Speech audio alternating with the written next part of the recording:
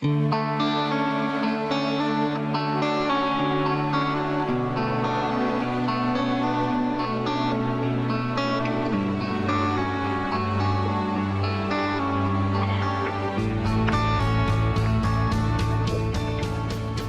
I want to thank everybody to this month's forum. Today we're going to go over Finding the Back Door to People's Hearts by Brooke Butler with crew at UC Berkeley. And I'll let Brooke, I guess, introduce himself here in a second. But just as a reminder, next month we have a couple sessions coming up. One of them will be a book review of Dallas Willard's newest book. And then after that, or maybe even possibly before that, because I don't have dates for either of these yet, there will be a session on the Darwinian argument against same-sex marriage. So that's an interesting topic you may find interesting. So without further ado, we're going to go ahead and start with Brooke Butler, who's going to go over finding the back door to people's hearts. Why don't you introduce yourself, Brooke? Thanks, Don. Yeah, I'm Brooke, and I became a believer when I was 17 years old. And when I went to college at Miami University of Ohio, ran into typical classes you get with philosophy and some of the general education classes I had, and really began to wonder, is there reasons for why we believe? And fortunately, I ran across two great books, Mere Christianity by C.S. Lewis and another one, More Than a Carpenter by Josh McDowell, that really opened my eyes to the fact that there's historical, philosophical reasons why we believe, and began to learn a lot more about apologetics. When I graduated from Miami, I joined staff with Crew, Ethics in Action, and worked at Stanford University for 9 years, and then overseas these past 20 years in Croatia and Bosnia, and now back at UC Berkeley. And definitely made use of apologetics and philosophy through the years, but what I found is that even though apologetics can be useful, it can remove some bricks, some stumbling blocks in people's ways. Ultimately, it's rarely ever true that we argue anybody into the kingdom. So Ravi Zacharias has this great quote that we have to find the back door to people's hearts because the front door is so heavily guarded. And you might ask the question to know, what is guarding the front door of people's hearts? Why is it so difficult? And there's a few reasons that kind of reflected on that I've come up with. And there may be many others, but there's just a few that I've run across. And the first, and these aren't in any particular order of importance, or they're not necessarily building blocks, but just observations about why the front door is guarded. The first, it just seems that in our current cultural view of Christians is that Christians are judgmental, intolerant, bigoted, power-hungry, homophobic, you name it. And because of that, often non-believers don't really want to listen to what we have to say. And I love this little graphic here. Is we aren't perfect, we're just better than you.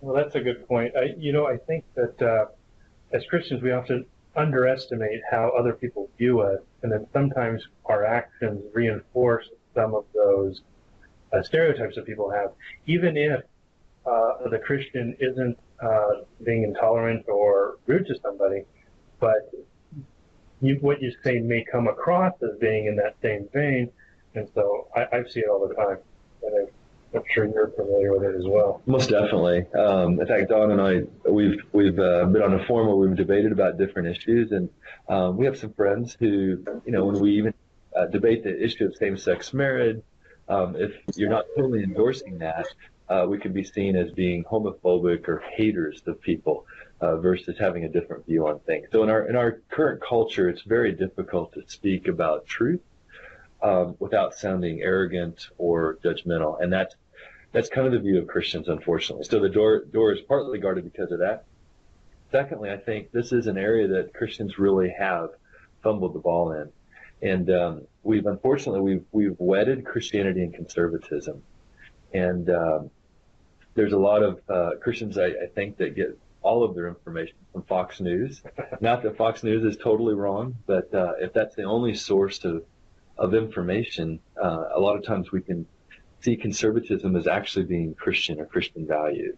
And I think it might be true that there's some principles and values that are biblical that might actually fly in the face of conservatism. And that's another area of debate we could talk about sometime. But as far as caring for the poor, as far as caring for immigrants, etc., I'm not so sure sometimes whether conservatism and our faith go together. Right. So unfortunately, we've wedded the two, and because of that, that creates a barrier. And another area is just the postmodernist aversion to truth and objective standards. Our culture has become postmodern. Modernism is the idea, obviously, that there is absolute truth. We can find what truth is, but in modernism, it's really through through reason and through science. Postmodernism saw the flaws in that thinking, realizing that scientific reasoning, research, exploration, and just pure philosophical reasoning isn't going to lead us to absolute truth. And because of that, postmodernists reject it. And it seems that postmodernists are all about the narrative, all about the story. And again, I like this little graphic here. Now that we finally found out that we can discover truth by a group hug, that's what postmodernism is. We know people like that. Yeah, yes, we do. So it's almost as if you can have, 2, 3, 4 conflicting ideas. And as long as you feel good about that, or there's an acceptance somehow, all those ideas can exist, regardless if they're conflicting. When I was in college, when I was doing my AA stuff, under all the undergrad, the liberal arts thing, and I was in a public community college, that was very much the standard, thing for all the morality classes. All the morality classes can't know truth. It's all about how it fits into their mind and their feelings and all that stuff. So yeah, very much alive and well today. Yeah, so there's definitely strands to that, and kind of within that, I didn't necessarily list this, but when I was a senior in high school, I just became a believer the year before, and my world literature teacher was convinced that I needed to have my thinking straightened out. So I had to read Siddhartha on Buddhism, and then I had to read extensively into existentialism. And existentialism bleeds over into postmodernism because existentialism says that there's no defined essence of who we are, that we create our identity, our being, by what we do. So because of that, it doesn't really matter if there's truth or not. All that matters is my experience and whether I'm true and authentic to myself. And the trouble is, I cannot be the ultimate standard. I can have conflicting ideas and conflicting truths in and of myself. I need something that's transcendent. Well, I just thought of this when you said that. If I make myself the ultimate standard, then I'm never wrong. Exactly. And then where does that leave me and how I interact with other people and what I expect them to do for me morally? Like they ought to treat me fairly. True. Maybe that's a little bit more hedonistic, right? Hedonism, but yeah, within this postmodernism or existentialism, it becomes really it doesn't become a discussion about truth. It becomes me and you trading opinion, and that's all we can do. And ultimately, whoever speaks loudest or more powerfully wins the argument. There's no truth. Yeah. So postmodernism makes it hard to reach into people's hearts because how often do you hear something like this? Well, that's good for you. That works for you, or that's your truth, but I'm just not into that. Yeah. I think another reason the front door of our hearts are often guarded is just the influx in the West of various religion philosophies, such as Buddhism, as I mentioned, existentialism and materialism. And there's many more than this. But in these three areas, Buddhism and Hinduism has come into the West. The Beatles helped to kind of bring in some of the thinking, but there's really no ultimate truth, that truth is an illusion, that everything ultimately is Maya, is an illusion. So we just need to get past the fact that everything we see is simply an appearance to the ultimate great it. Yeah. So when we talk about truth, there's no need for it. In historical truth, there really isn't any emphasis within Buddhism, Hinduism, etc., on historical truth. Mm.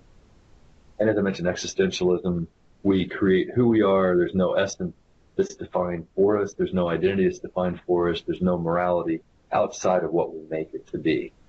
This quote by Jean-Paul Sartre there is, man is nothing else but what he makes of himself. Mm. And the two great thinkers within that was Jean-Paul Sartre and Albert Camus. Yeah. One of them wanted to commit suicide, right? Or did he commit suicide? Was it Camus? Camus said the only question is whether to commit suicide. Yeah. He was a kind of a dark guy. He is. It's interesting. There's speculation. Jean-Paul Sartre never seemed to have changed his worldview.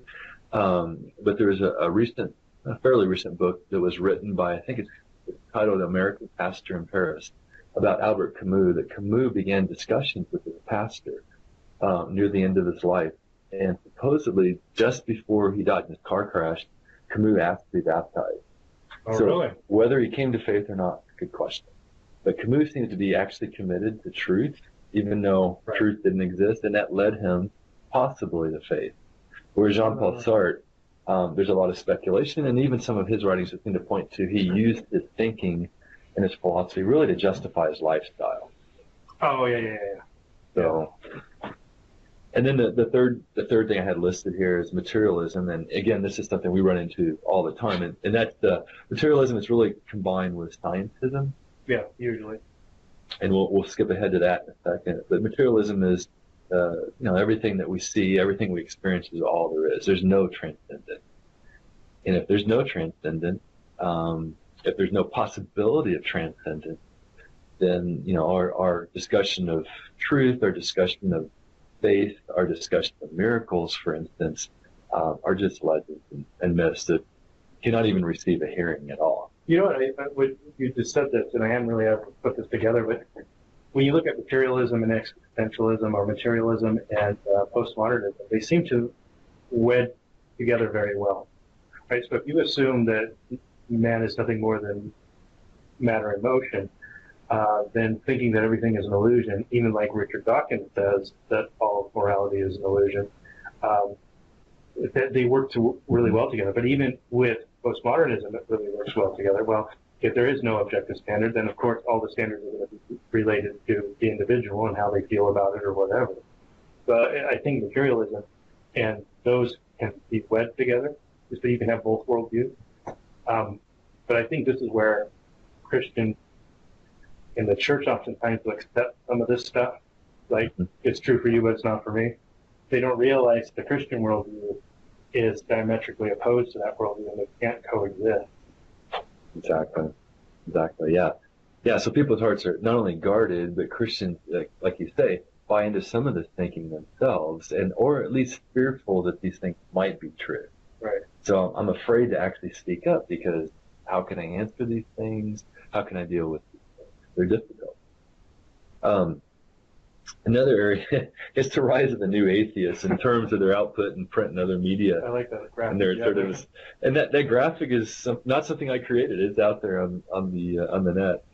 So you have Richard Dawkins, who we've just mentioned, the zoologist who is at Oxford, who will tell you that ultimately in his book River Out of Eden, that at the base of everything it's an illusion. There's no right or wrong. There's no morality. And the universe is just how we expect to find it if there was no God. And then it's pitiless. Then you have Sam Harris from University, where I worked for a while, from Stanford. And he's considered the scholar. And Sam has worked really, really hard to try to develop a basis for morality out of evolutionary thinking. Following E.O. Wilson, I think, out of Harvard. But it can account for a little bit of morality, possibly, maybe forms of altruism. But ultimately, I think it's a failure. Yeah, I've heard some critical critiques of it, and I've heard that it didn't really stand up to muster, even from skeptics. Exactly. So it's a valid attempt, or valiant attempt, I should say, but I don't think so. Then you have Daniel Dennett, who's considered a philosopher, and I know Dennett and Alvin Plantinga, have actually co-written a book and debated a good bit. The skeptic is listed here, but also the philosopher. Then you had the rebel who unfortunately passed away not too long ago, Christopher Hitchens. He's interesting, obviously, not only in his philosophical take, as a materialist, but he would often adopt conservative values, which some of his three other horsemen didn't always agree with here. So, but the rise of these guys, I think the danger is not necessarily that their ideas are new. They're not. They've been around forever. It's more their assertiveness And I don't know if everyone buys into their ideas so much as people feel cowed by their ideas. And particularly Christians, like, oh, here's, again, here's a scientist, a scholar, a skeptic, and a rebel. Who am I to speak up to this? And for non-Christians, it just gives a way, hey, look, there's all this great scholarship out there now about atheism and materialism. But it's nothing new under the sun. In fact, I would even say, other than the fact that they will be a little bit more aggressive in the way they talk, but they're not more aggressive in their philosophy. Mm-hmm. Because if you go back to the original, not the original ideas, but the ones like Nietzsche and stuff like that, they were much more absolute. They took their materialistic worldview to the end result, and they didn't shy down away from the idea that there is no morality if there is no God. And these guys are like, well, we can come up with morality this way or that way and every other way, which I think only serves to defeat their position. Because if you have to argue to try and justify or explain away something that exists, such as morality, it seems to me that you've already lost the battle right there, because you're trying to now explain why there is this morality that your worldview cannot account for. Exactly. Yeah, Nietzsche was insightful and became insane eventually, but insightful that we have killed God.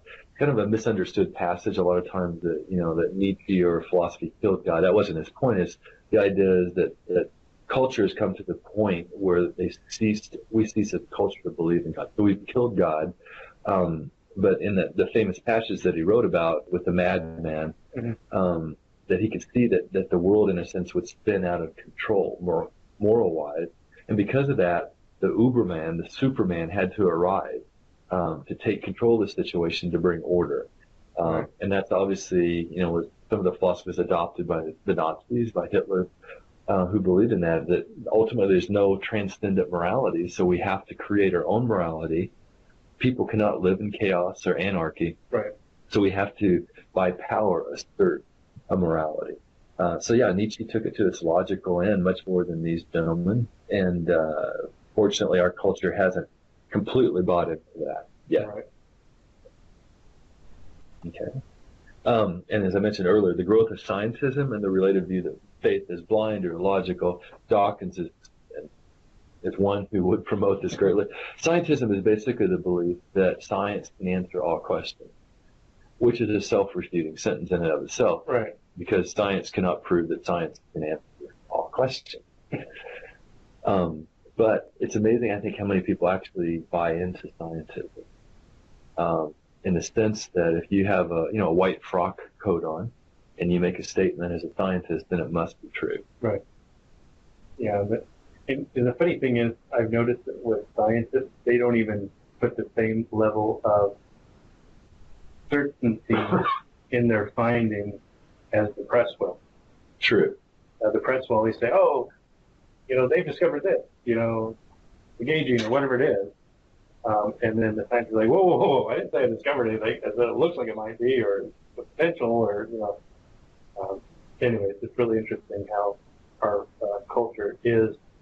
What was it? I was watching a video the other day, and they were asking kids about what they thought was true, and they asked them if they thought the Bible was true. One of the kids says, I don't believe the Bible, I believe in science. I mean, and so that's obviously a scientism statement. He doesn't know what scientism is, hasn't thought it through, but this is the world that we're in. Yes, and interesting, living and working in Europe for, the last 20 years, that was a very common sentence. I don't believe in the Bible, I don't believe in Christianity, I believe in science. Like, well, those two aren't in opposition to each other. So a lot of our conversation was spent often like, okay, let's look at what science is and what it's not. Mm-hmm. Let's look at faith is and what it's not. And again, the people who believe honestly in scientism will often believe that faith is a belief in something that's illogical or blind. And Dawkins, I think, even has a quote, something to the extent of faith is believing in spite of what you know to be true. Right. And that's not at all. And that's what I shared a little bit as my story at the beginning, that I came to the realization that there's historical evidence for our faith. There are philosophical reasons for our faith. There is archaeology that backs up our faith. So that science and faith obviously can be melded together in some form or manner. But scientism, I think, is rampant, and kind of the high priest or the priest of our culture are those who wear white frock coats. And thank God that there really are a number of great scientists who are believers. Right. Obviously, the branches of science was founded often by believers. Can I ask? Can I point out something, guys? Certainly. Yeah, I think that I go to Europe a lot, and I deal with a lot of Europeans, and I think that along with a lot of other people, it is a default position for them. It's just the assumed thing that science or this scientism as a whole is just assumed. And therefore, since it is assumed and since it is the predominant form of thinking, anything else that comes to mind, it's automatically, the proof is put upon the objection, where you have to object to whatever their standing might be at that point. And I run into that quite a bit.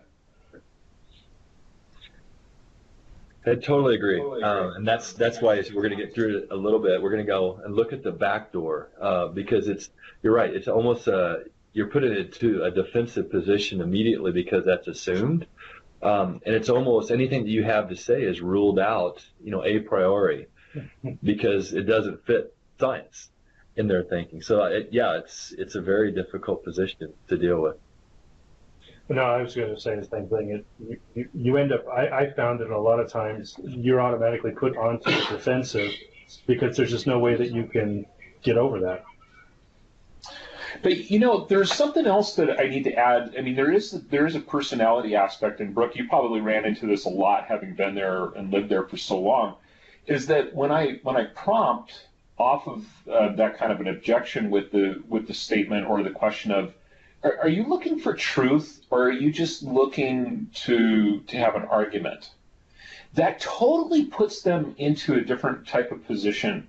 And you probably get into this later, but I just wanted to know that I found that everybody that I've said that to, when I make that assertion, their attitude completely changes at that point. It's almost as if it says, okay, enough of this screwing around. I don't want to joke around about this anymore. Let's really have a discussion. Do you really want to know about truth? Are you really seeking truth, or are you just looking to have some kind of mental calisthenics during our conversation? So I've noticed that helps out as well. Yeah, Rob, that's a great point. I totally agree. Some question that I will ask often of students, both here and in Europe, I would ask them if I could, somehow show you that God existed, that He was personal and loving, would you want to know Him? And I find that often cuts around some of the issues because it just it's not about the argument, but okay, if God exists, then how can I know Him? So I agree. Sometimes it will cut through really the smoke screen or the typical, honestly, sitting over a beer at a pub, argument is what you're talking about. Exactly. Where you've got 4 or 5 people there, and everybody's having a beer, everybody's having a nice time, and then someone starts joking around, and then it starts getting to a point where they're quasi-serious, in order to frame the conversation. Because if they say, "Oh, I'm just kind of messing around. I'm not really looking for answers or anything. Nice, polite conversation," then that definitely puts it into a framework, and I can deal with that a lot easier. I agree. And there's within Europe too, and kind of not just Germanic thinking, but I think it bleeds over is the whole dialectic, so if you say something, I'm just going to take the opposite approach. Anyway, that's just how we dialogue. Yeah, I would agree. Okay. We'll look at this isn't the most important point or the ultimate, but I think another problem with trying to get into people's hearts is just the scandals in the Christian world.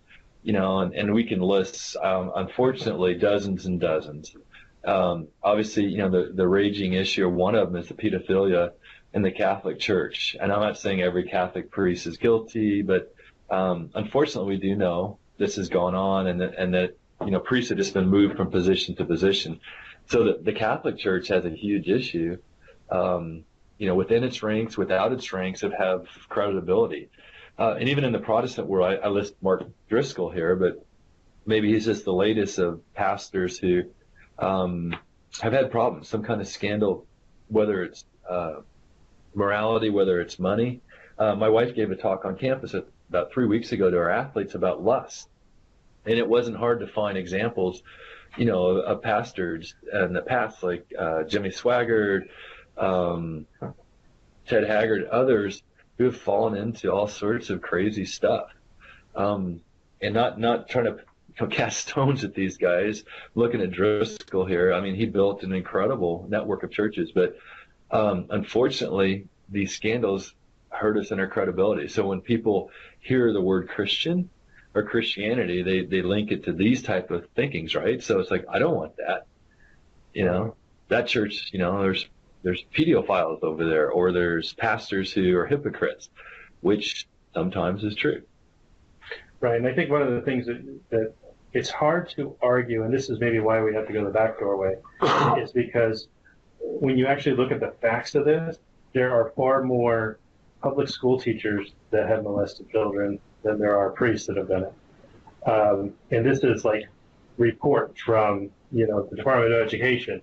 So it's a known issue, but unfortunately, what the media focuses on is the Christians. And I think they focus in on us because it's hypocritical if any Christian does it, right?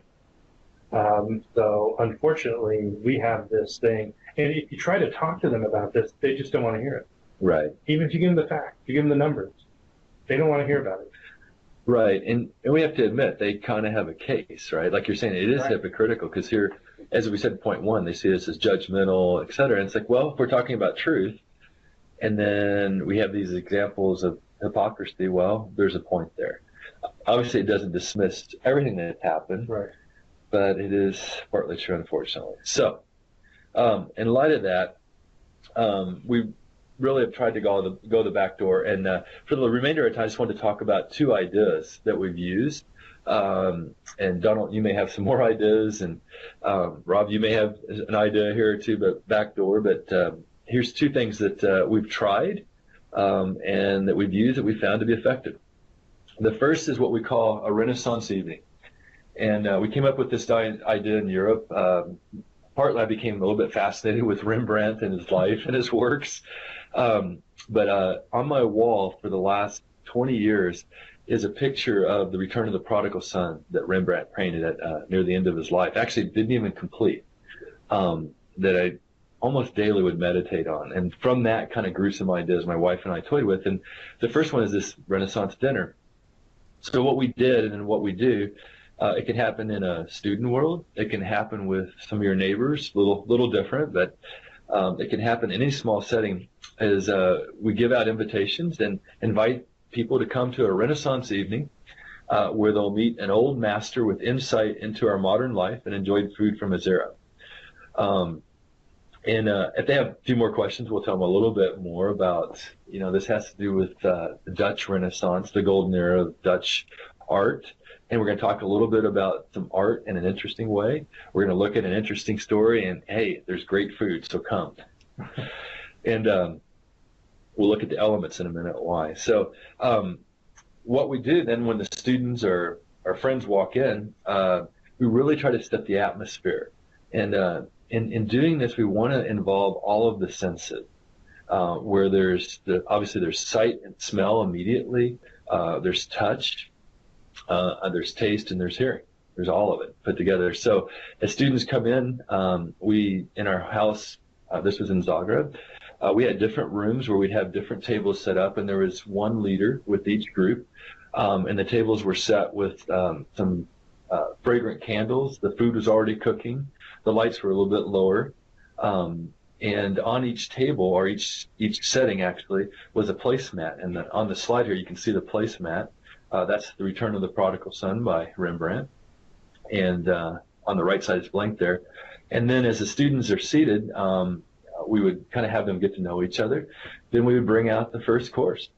And the first course was marinated eggplant with ale bread, and some wine, mineral water or juice here in the U.S. And that's because we looked at recipes from the Dutch era. They would use eggplant with all sorts of cloves and spices, so it's very fragrant food. Mm-hmm. And again, the lights are low. You have the sight and the smell and the taste right away. What does it taste like? I'm just marinated eggplant. It's interesting. It doesn't sound appetizing. Yeah, marinated eggplant with cinnamon and cloves. And keep in mind, within that era, there wasn't a lot of refrigeration and things, so Right. you had to. So it's a pretty interesting taste. But what we wanted to do then, the leader would facilitate the discussion. So as they're eating this food and drinking a little bit and the ale bread, we would have these questions, and really the questions were simply focused on the painting. They weren't deep questions about spirituality, and you could see some of the questions there. What leaps out to you in this painting? What are the predominant colors? If you're looking at the old man's hands, are there a difference between the two, and why? And some of the thoughts of this actually came out of a book by Henry Nouwen. Mm-hmm. And Henri actually was at the Hermitage in St. Petersburg. It was kind of a gift to him, and he was able to sit in front of the painting for a day or two and write out his thoughts on the painting. So as we're looking at this painting, we had the students go around, or our friends go around, and kind of, hey, what do you think of this painting? What do you see in the painting? What do you think about these faces in the foreground and the background? And the bottom line is really getting the participants to begin to talk a little bit and to share ideas. And as much as possible, we ask the facilitators to ask a question but not add much information, and let the participants or the students themselves converse with each other, to be comfortable around each other. And by the way, if you look at the painting and you look at the hands, there's differences, Mm-hmm. and it's been speculated. It's a little hard to see, but the left hand is a little bit more masculine, and the right hand is more feminine. And it's interesting because there's a difference in the length of the fingers and the hands. Rembrandt would not make that mistake. He was Right. a master of the anatomy. And the idea is that probably he's trying to convey a little bit of the masculine security of God, and also the feminine quality, the embrace and the closeness and the intimacy of God with the two hands. So we had some great conversations. We do have great conversations as people were looking at this painting. And some people have seen this painting before, but a majority of people really aren't familiar with it. Yeah, I don't think I've ever seen it before now. It's a great painting. And then from there, we would go to the second course. And the second course, we could get kind of strange here. There were some very strange Dutch recipes that we pulled out sometimes that was a mix of fruit and meat. But to make it a little bit less, strange, is just basically roasted chickens, and then cabbage that was a standard dish, and roasted potatoes or boiled potatoes. That sounds like the recipes at the what's that place called? Oh my goodness, Medieval Times. Exactly. You ever go to those places? Yes. Give you half a chicken already. That's exactly. Yeah, trying to bring out the chicken legs and stuff. But actually, we had one great recipe. This is bizarre for Croatians where we work. Is you either have a sweet or a savory taste. So one of the dishes we actually served once was made of pork, chicken, and beef mixed with apricots, raisins, and cloves with some other seasoning. So Wow. it was very strange. But what was great about it is it involved their taste, and they got to experience something new. And there's this discussion, hey, what do you think of this? Oh man, that's grotesque, or that's good, or whatever. But what we would do during this main course then is to pass out the prodigal son text, and all we would do is simply print out the story from Luke 15:11 through 32, and then have the participants actually take turns reading a couple of verses of that. Some would recognize it as being from the Bible, others would not. We wouldn't tell them whether it is or not. That wasn't the point. But again, having them participate by reading pulls them into this conversation. Mm-hmm. And then after we would read this story, some again would recognize what it was, some wouldn't. Then we would ask these questions. The younger son, when did the son, decide to return? What occurred before this? Ask about the older son, and then asking about the father. And then it does mention, I think a little bit earlier, that Jesus had said this was his story. So then ask, okay, what do you think that Jesus wanted to say about God's love through this story? Because it's obviously a parable. And we found we had great conversation. Another question even to ask in the midst of this was, so who do you identify more in the story? The younger son, the older son, the father? And it's amazing what kind of comments would come out of students with that. I find myself, the younger son, I'm just out partying, I'm trying to find myself. Or the older son, I think I'm a good person, and I tend to judge people. Or I'm the father, I think I'm pretty secure and I take care of people, etc. But getting them, again, to ask questions to identify with the characters in the story was interesting. So that was our second course, or is our second course in this outreach. Third course is we'd invite everyone to come together. We happened to have like a downstairs room, so we invited everyone to come in, and we had a projector we could put these pictures up. And what these pictures are, they're all from Rembrandt. And this is one of Rembrandt's earlier paintings, and it's entitled The Prodigal Son in the Brothel. And it's interesting is that's Rembrandt, and that's his wife. Oh. So this is earlier in his life, and we point out, that this is Rembrandt's life. And if you read the history of his life a little bit, you'll see this is how he lived his life. Party. And Henry now describes the look on Rembrandt's face here, or the prodigal son, as, aren't we having fun now? So that's how he began things. So Rembrandt could identify well with the story. That explains why he did so many paintings that way. Exactly. It's interesting, later in his life, this is called the Raising of Christ. And what do you notice about the center of the painting?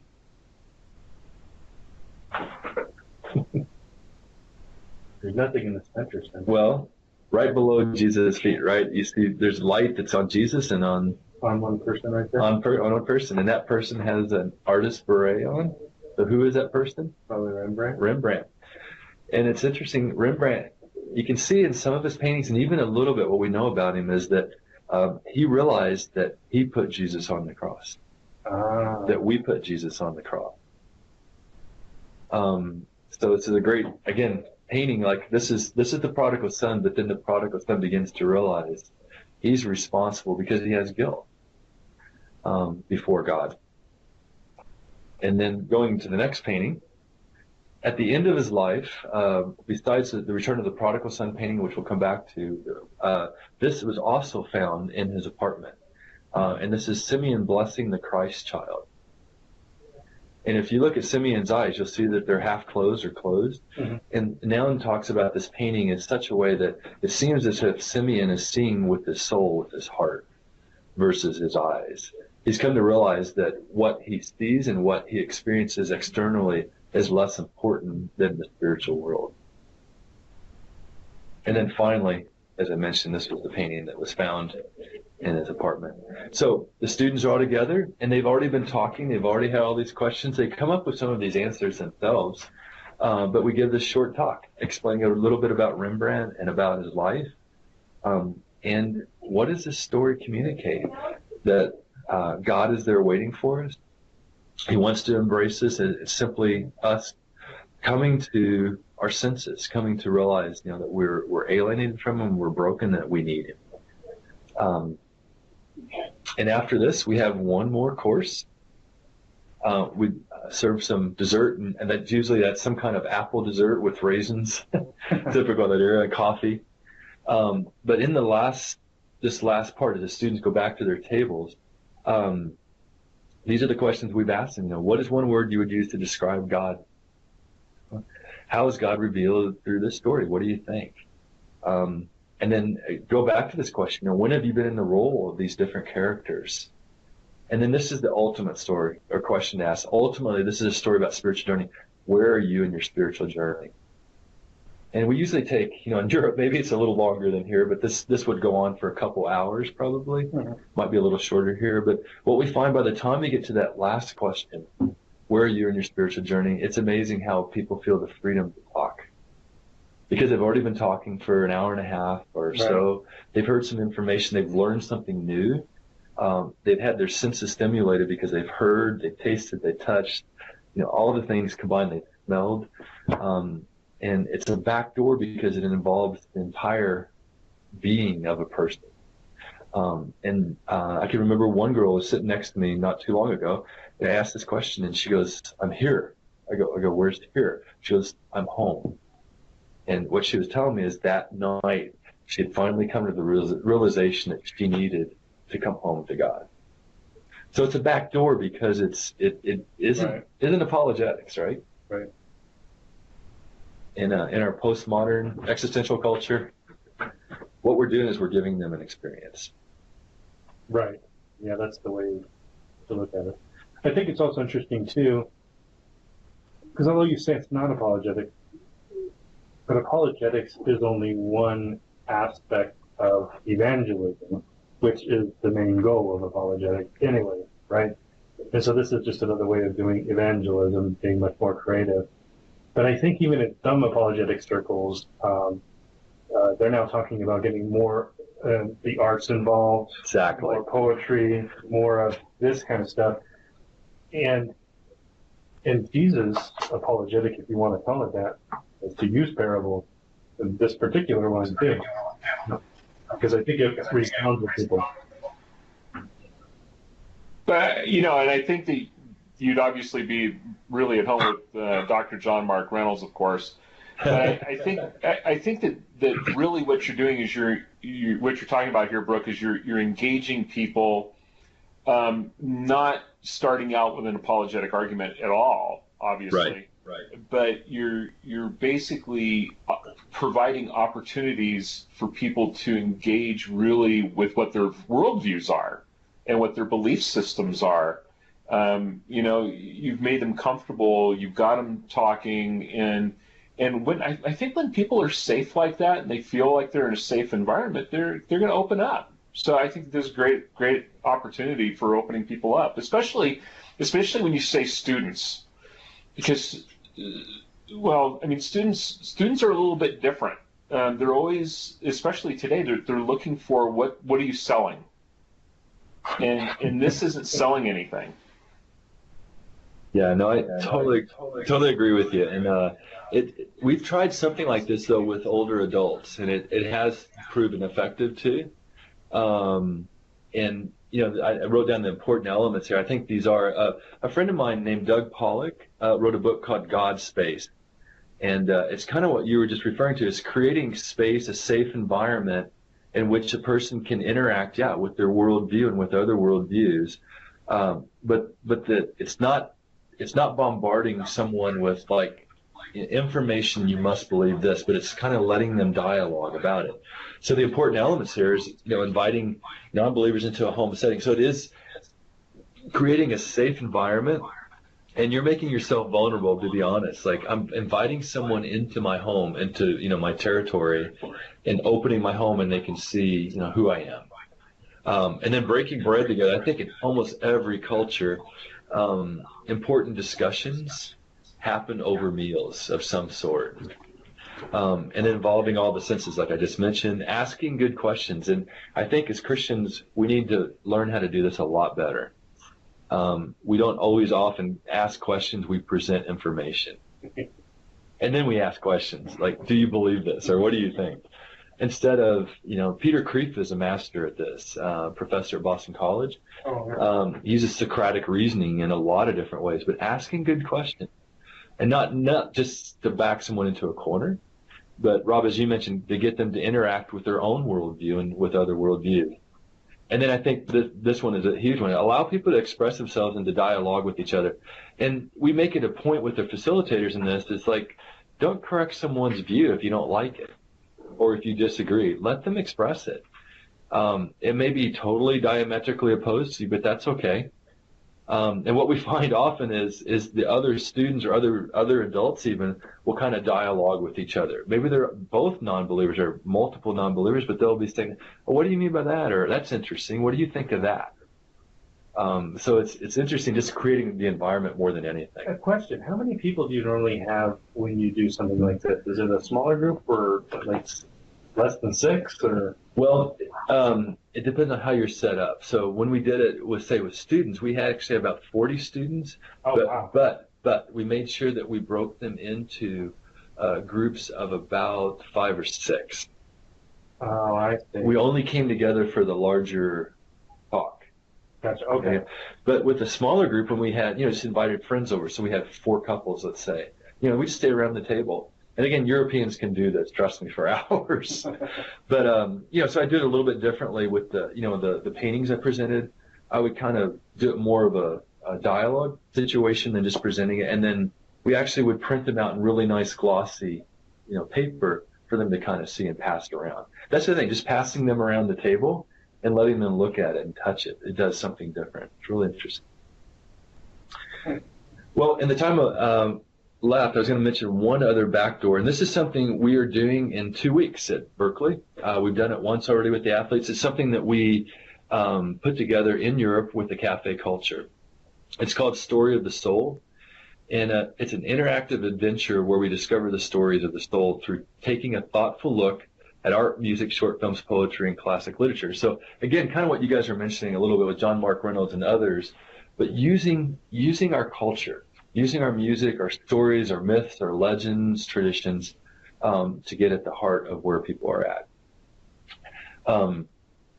In 2 weeks, we're still trying to decide the subject, but we did one earlier this fall. The athletes just loved it. It was on failure, if you can imagine that. It was proposed by Missy Franklin, who is, a 5-time Olympic champion. That was her suggestion. We thought, okay, because they're always on the verge of failure. One race could spell disaster for them. Oh, yeah. So it was a great discussion.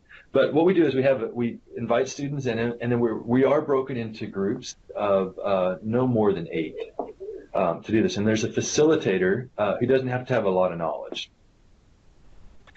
And you can see this pops up here. It says the soul talks about. This is intimacy. And we won't read through all these slides, but this will give you an example of what we did. So there's always 3 parts, and then there is the final summation. And the 3 parts are really discussion oriented. So in this particular one, we use U2, and this is a great way to involve other people in the outreach too, because all they have to do, they can even read it if they want, stand up on stage and then to kind of read or to give a little summary of the group or the film or the clip that's going to be shown. So this is a little bit about U2, a little bit about their history. Won't go into all that. So this is up on the screen behind the presenter's head, and the presentations need to be less than 5 minutes long, so it's not a talking head. See that? And then here's the song. So we have the song playing. The students are listening to it. So again, it's involving, again, their sight. It's involving their hearing. And this one's about a man and a woman. And then immediately after that, we have the groups, and the facilitator just kind of leads the group through these questions. And they're only about 3 questions long. And we try to keep the discussion somewhere around 10 to 12 minutes so it doesn't, drag. But again, we find the students wanting to talk. So, for this song, it's like, what way a relationship between a man and a woman, or describing the song, why do we need intimacy? Can intimacy exist without love? Why or why not? In a student world, it's a very interesting question, right? Because they're all hyped up on hormones, and can platonic relationships exist? You get into some interesting conversations. So we have the presentation, then we have this discussion, and then intimacy. We did a clip from Lost in Translation, and again, here's the intro for that. Just kind of go through this real quick with Bill Murray.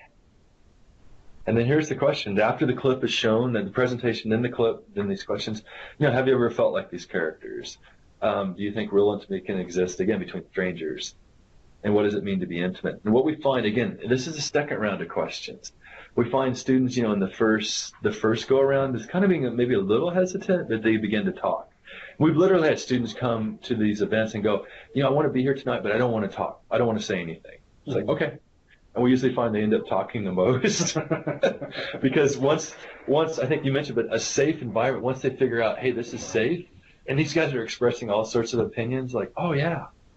So by the second round, people are really starting to talk a lot about this and, telling each other all sorts of stories and things.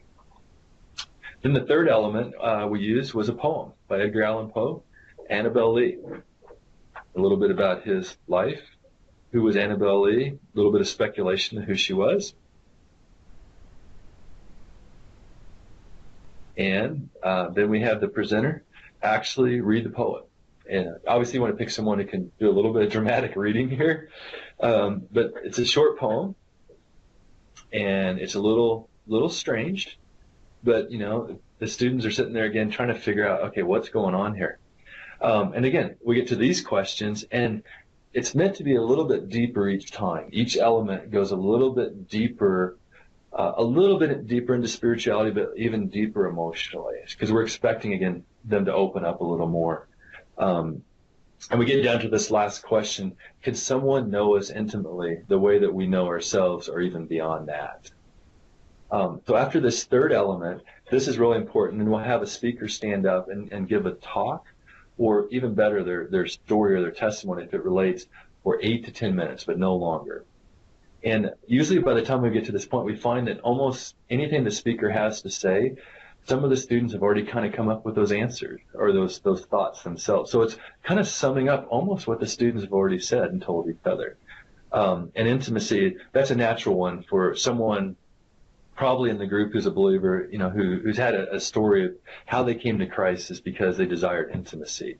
Or when they came to Christ, they experienced intimacy that they've never experienced otherwise. So it's a great way to talk about the gospel, you know, God's love. But at this point, students are ready to hear because they've been asked the questions, they've shared their opinions, and they're ready to hear someone else's story that maybe has found a little bit of an answer about intimacy. It's just a natural way to get to the gospel. As I mentioned, we did failure a few weeks ago, or last semester, at Berkeley. And we were able to talk about, you know, there is no failure ultimately.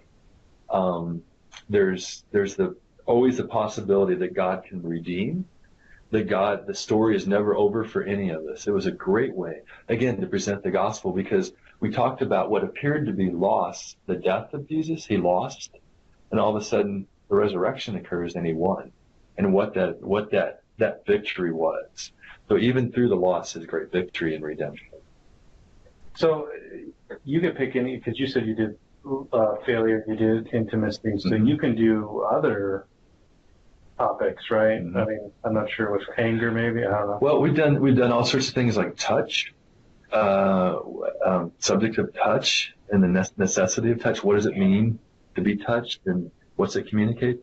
We've done physical touch, physical touch, And instead of reading, like the first section, instead of doing something, we had a game where we had a box and we had objects in the box, and people had to put their hand in the box and feel an object and describe it without seeing it. Don't you do that at Halloween? Yeah, that's it. With pig livers, yeah. No, we didn't go overboard with that one. But touch, because everyone wants to be touched. We've done masks, that we all wear masks. We've done addiction. That was probably the deepest one we ever did, because everyone's addicted to something, it seems like. We've done sincerity. We've done the blues in the middle of the winter. We talked about the blues. So hey, Brooke. Yes. Hey, just out of curiosity, how did you do addiction? How did we do addiction? Yeah. We used, is it Puppet Master by Metallica as the song? And then another element, we looked up all the ways that people talk about being addicted on the internet. Like there's all these bizarre addictions. And I'm trying to think we did one more clip. I can't remember exactly what it was, but then we had someone give their testimony about basically addiction. Of their addiction was actually drugs, and basically the power of Christ, how that broke them free from addiction. Wow. But it was the most powerful because almost every person in every group talked about some addiction that they had. Yeah, I would think that they're all very familiar with addiction. Yeah. It's an easy subject to say the least. Like, you didn't have to ask questions much, and it's amazing how people were willing to share about their addictions. Wow, that's great. Yeah, even some of the guys, and this is a tough one, but the issue of pornography came up, and some of the guys were kind of honest. Wow. Yeah. So, and then this is the last question with intimacy. This is the thing we throw up on the screen. If I need someone, we always try to come up with a question related to the topic to put on the screen. And we'll say, isn't this really what we're asking for intimacy? I need someone who'll know me completely. Is there anyone who can know me intimately? And the speaker answers, obviously, that subject. And again, important elements like we talked about before. For us, we try to create a cafe atmosphere. I think a church can do this. I don't think it's that hard. With good snacks, drinks, again, breaking bread, making it more like a cafe around tables. You can see how we've set it here. Short, culturally relevant segments. And I know some churches might be a little uncomfortable with some of the stuff that we use. We try not to use too vulgar, honestly, segments, but there's a lot out there you can use in modern film, art. The discussion is facilitated, but it's not controlled. And then a short, concise talk that relates to the gospel and that felt need. And with touch, we went a little bit different route, but we talked about how Jesus touched people, how he wasn't afraid to be inclusive of even the lepers and the prostitutes. So, it's amazing where we went with that. So there's 2 backdoor ideas. I'm sure there's a lot more. One other idea, just to throw it out, we're going to do just before Easter, is we're going to have a Messianic Passover dinner, which is the Passover, but as a Messianic Jew would experience it, we're going to cook a lot of food, and through that event, explain the gospel. Where Jesus says, I won't drink this cup again, and then until I come again. And then he drinks the cup of suffering in the Garden of Gethsemane and on the cross, where we'll be able to present the gospel. So that's another backdoor approach that, hey, they're willing to eat some strange food, come together, talk a little bit, and experience something different. Yeah, I've done one of the Messianic ones. That was actually a very interesting one to do. And you were supposed to eat the bitter herbs, and they gave us horseradish, but I like horseradish. It's like, what those thinking I'm more? That's right. And the haroset with the apples and the cinnamon, yeah. So I think the bottom line is really, Rob, you mentioned earlier, but creating a safe environment. And I think we could do this in our homes. The Messianic Passover dinner, we've done this with friends in our home. We invited 3 other couples over, 2 of them who were atheists. But just said, hey, would you come celebrate with us? We know you don't necessarily believe in this, but would you just come celebrate, and we're going to explain kind of what we do and why. And if you want to ask questions, great, but we're going to have some great food. And they came. Wow, that's great. That's really cool. Any other questions, Rob? No, I think, one of the things that always keeps coming back to my mind, you're talking about setting up these environments, and I think that you can set up those environments in almost any kind of situation, as long as your end goal is really to put somebody at ease, to make them feel comfortable, to make a safe environment. I noticed, and you guys probably noticed this as well when we were going into the forums and stuff for school. In some forums, depending upon who the professor was, the moderation there was really quite good, and every once in a while you would have somebody who was pretty much exposed, and depending upon what the group was like, you tended to see a lot of grace being offered in that type of environment. And I noticed numerous times when I would post something and sit there and wonder, do I really feel safe enough to be asking this kind of question or making this type of a post, wondering what my peers are going to think, or wondering if I read, or wondering, what kind of heresy is Rob practicing over there in Cameron Park? I mean, and it was really, really interesting, because you could tell by the group and by the moderator, where you felt comfortable, which forums you didn't. And I don't know if you guys had experienced that, but that was big for me. But I've learned this just in life in general. I mean, if you can make somebody feel comfortable, if you can make them feel safe, you can talk about almost anything, and eventually they're gonna sit there. Maybe I bring up the a subject that is kind of an evolution as it's going along. But my wife's not a real super evangelist that would just go there and start preaching the gospel to someone face to face. But people at her work know she's a Christian, and they come to her and they talk. They ask her to pray for them, and it is a thing where people notice, and there's a comfort level there, and it definitely comes from, I think, the relationship that one has with Christ, and that freedom and that comfort that comes along with it. Yeah, I totally agree. I think people know if we love them or not. That's the bottom line. They feel safe if they feel that they're accepted and loved. It's huge. Yeah, definitely. All right. Well, thank you very much, Rob.